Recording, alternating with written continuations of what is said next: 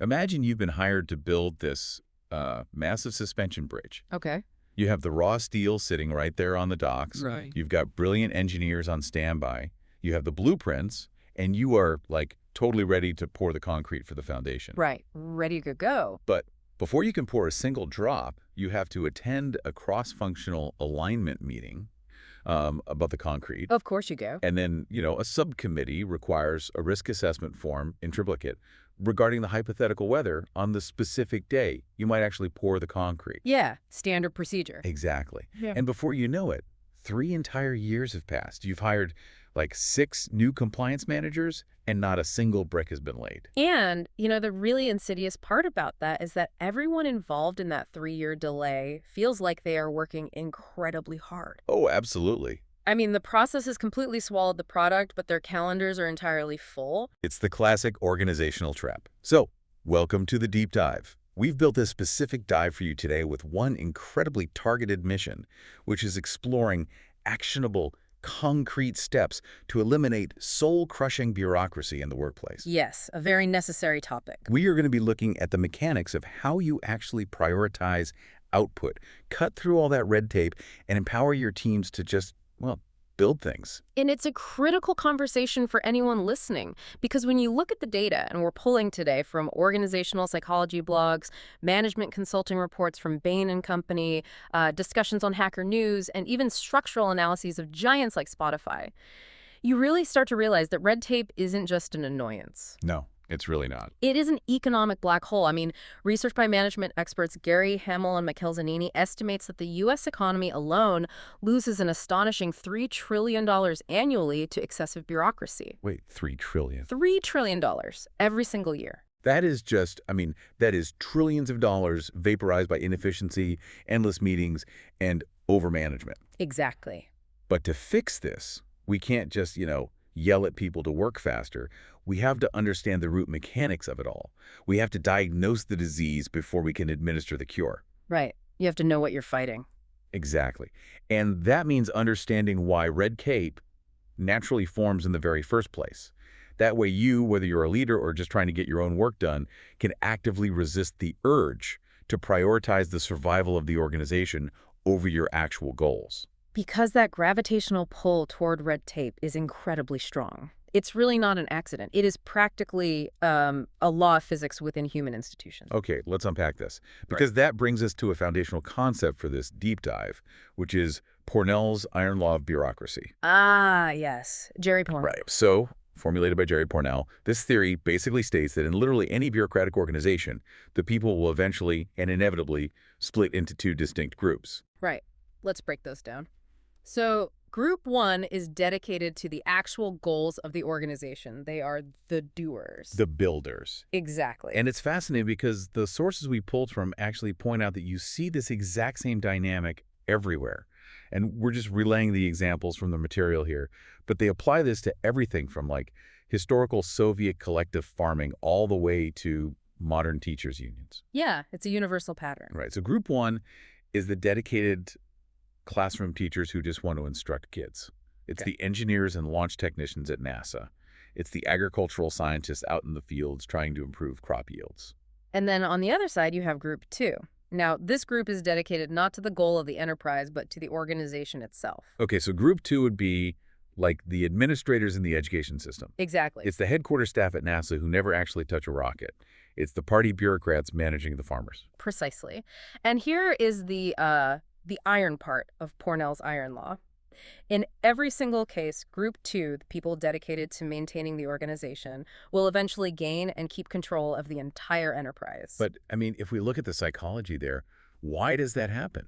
Why does the administrator always end up holding the leash of the rocket scientist? Yeah. Like, is it just malice? No, it's rarely malice. It's actually just about the focus of energy and, self-preservation. How so? So Group 1 is busy building the rocket, right? They view internal politics, budget meetings, administrative duties as a total distraction from their actual job. Sure, they just want to build the thing. Right. So they willingly hand that power over. They say, sure, you handle the paperwork. I have a launch to plan. But for group two, that paperwork is the job. Oh, I see. So group two takes over the rule writing. They define the promotion metrics. And naturally, they design a system that rewards the skills they possess. Which are compliance, process management, and risk avoidance. Wow, so it's a perverse incentive. I mean, if an administrator says, everything is fine, go build, they look kind of useless to the executives above Well, them. right. They have nothing to show for their day. But if they flag, like, 14 potential legal risks and demand a massive audit, they look like a meticulous savior, even if they just delayed the product launch by 6 months. Precisely. And this leads directly to a phenomenon known as risk theater. Risk theater, I love that term. It's very accurate. Group two administrators are highly motivated to avoid blame. In a corporate environment under pressure, human psychology defaults to self-preservation. So they create incredibly complex systems to identify, document, and escalate risks. Right, so they generate a 50-page dashboard on a potential problem. Yep. The risk is documented, it's escalated, it's reported to the board, but it's never actually solved. Exactly. The administrators feel perfectly safe because they created a paper trail, but the organization itself is actually weaker because the underlying issue remains totally untouched. It's basically the illusion of safety. And to measure how deeply this disease has set into an organization, analysts use a metric called the bloat ratio. Yes, the bloat ratio. We calculate this by taking the total number of non-builders, so your middle management, compliance officers, governance, reporting staff, and dividing them by the builders, the people actually writing the code, teaching the kids, or fixing the systems. And as that bloat ratio rises, the organization essentially becomes paralyzed. It sounds like building a state-of-the-art sports car, but you spend all your money on the brakes, the airbags, and the collision alarms, and you just completely forget to install an engine. That's a great way to put it. Like you're incredibly safe, you've mitigated all the risk, but you're not going anywhere. That is a perfect analogy for the mechanism of failure here. The antagonist muscles, the brakes, have become stronger than the execution muscles, the engine. And when that happens, the system just collapses inward under the weight of its own oversight. So if you're a manager listening to this right now, how do you actively keep that oversight muscle deliberately weaker than your execution muscle? If we connect this to the bigger picture, leaders have to develop a habit of asking a very brutal, illuminating question about every single role and process in their purview. Yeah, and what's the question? What would actually break if this non-building role disappeared tomorrow? Oh, wow. That forces a massive thought experiment. It really does. Because if the answer is, well, the product would fail or a server would crash, then obviously that role is vital. Right. But if the honest answer is just, well, a weekly status sync gets canceled, you realize you're paying a six-figure salary to maintain a calendar invite, not a product. Exactly. You are funding organizational scar tissue. Organizational scar tissue. That cuts right through the noise. It does. So once you've diagnosed that bloat, the next step is active defense. How does a manager actually shield their builders from this administrative creep on a daily basis? Well, this brings us to a really fascinating behavioral concept we found in the research. The umbrella manager versus the funnel manager. Yes, this is huge. Let's explore what that actually looks like in practice. Yeah. Because a funnel manager is essentially a passive conduit.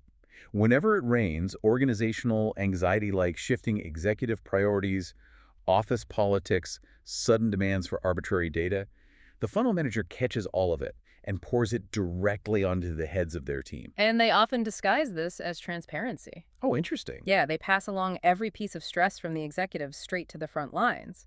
But all it really does is create a state of exposed awareness and total paralysis.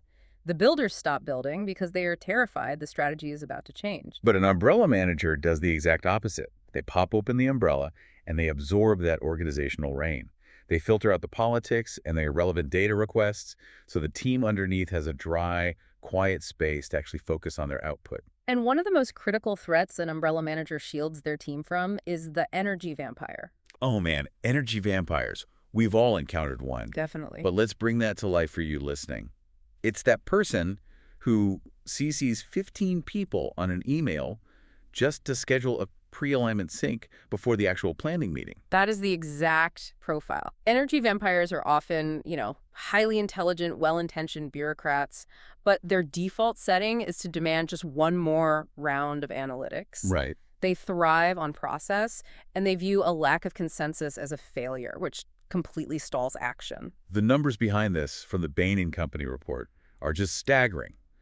They looked at one large company and found they were spending 300,000 hours a year just supporting a single weekly meeting. It's mind-blowing. 300,000 hours. Think about that. That is literally decades of human life and potential wasted in a single year, just prepping slides for an energy vampire. It's the ultimate manifestation of the bloat ratio. Entire ecosystems of non-builders springing up just to feed data upward.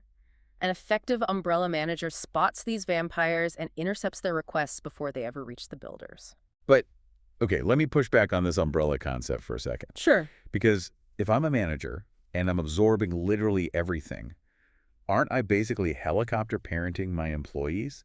Like, don't you end up with a team that is completely oblivious to what's going on in the wider market? That is a very real danger, actually, and it's known as the umbrella boss trap. Okay. If you overprotect your team, you inadvertently make them fragile. They suffer from a context deficit. Meaning they just don't know why they're doing what they're doing. Basically, they don't understand the strategic pressures the company is facing, so they can't innovate effectively.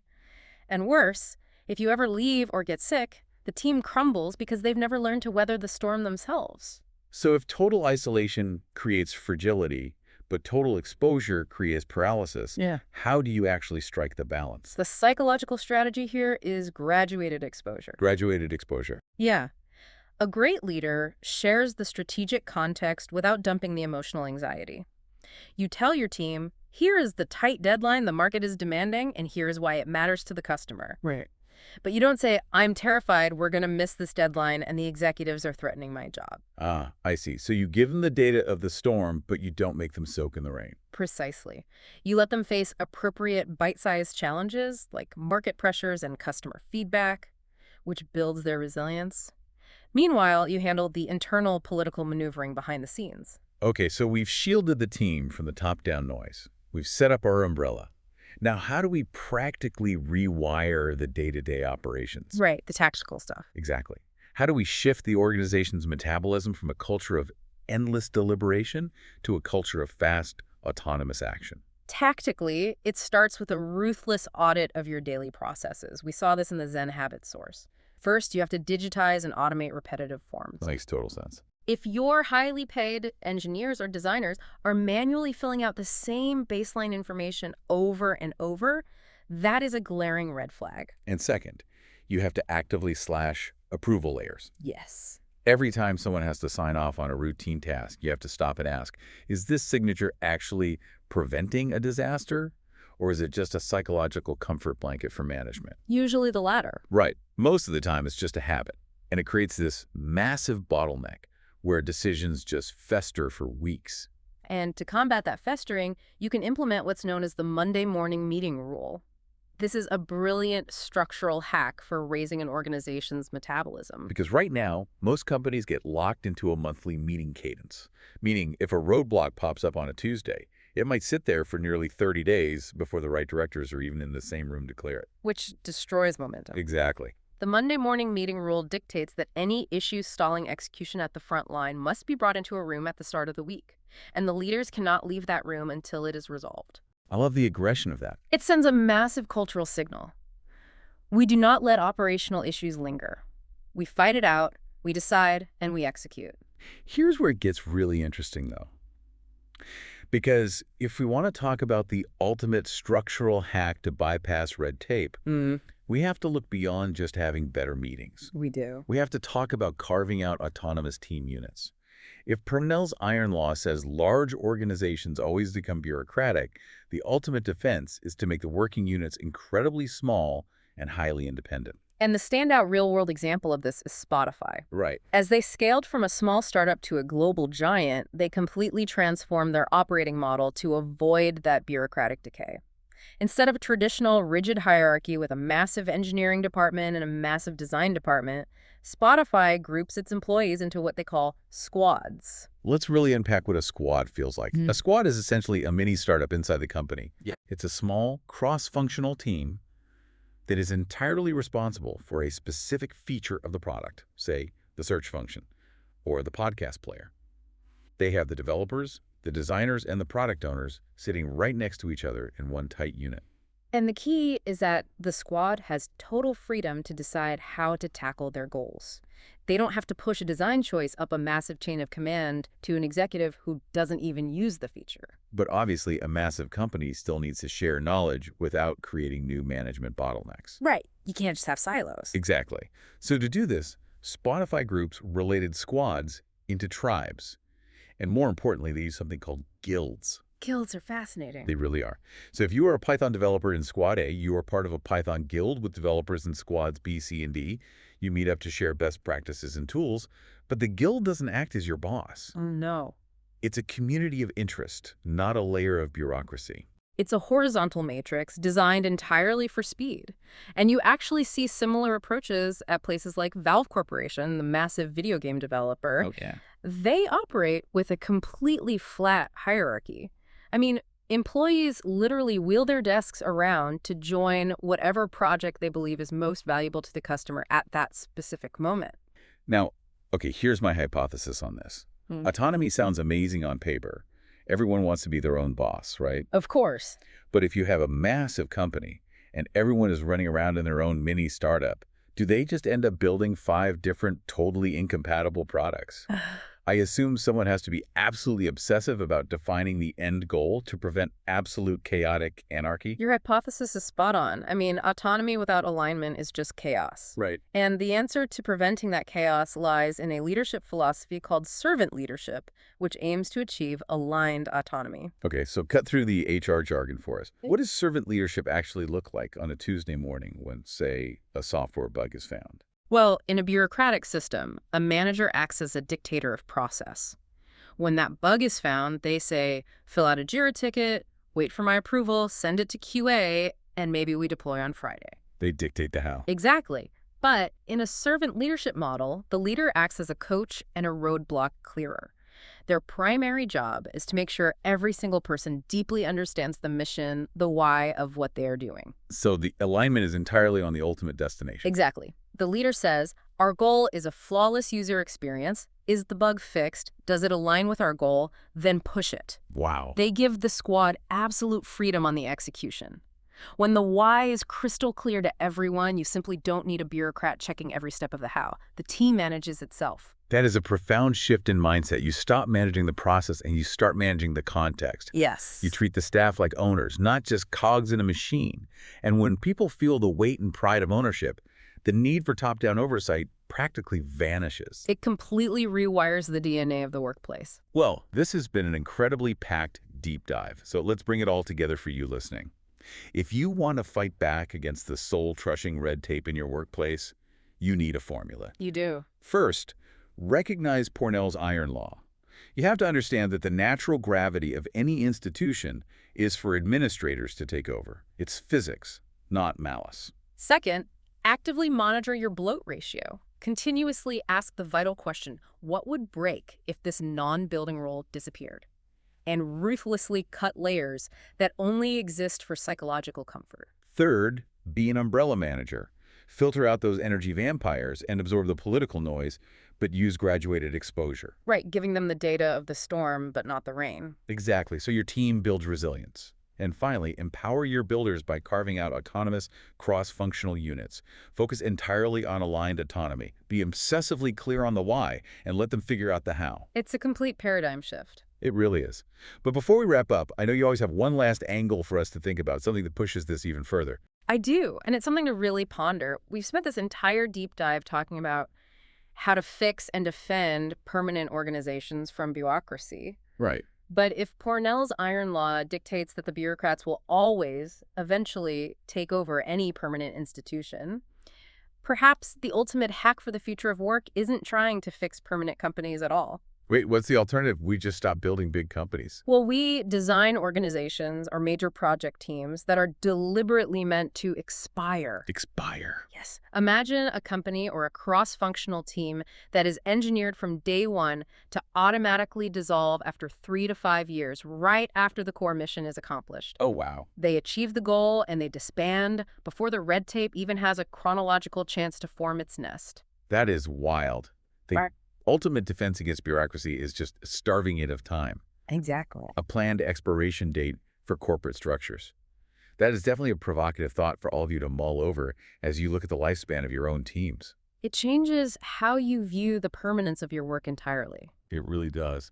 Thank you so much for joining us on this deep dive. We hope you take these tools, check your own bloat ratio, and pop open that leadership umbrella tomorrow morning. Let's get that sports car out of the garage, take off the parking brake, and finally start the engine. We'll see you next time.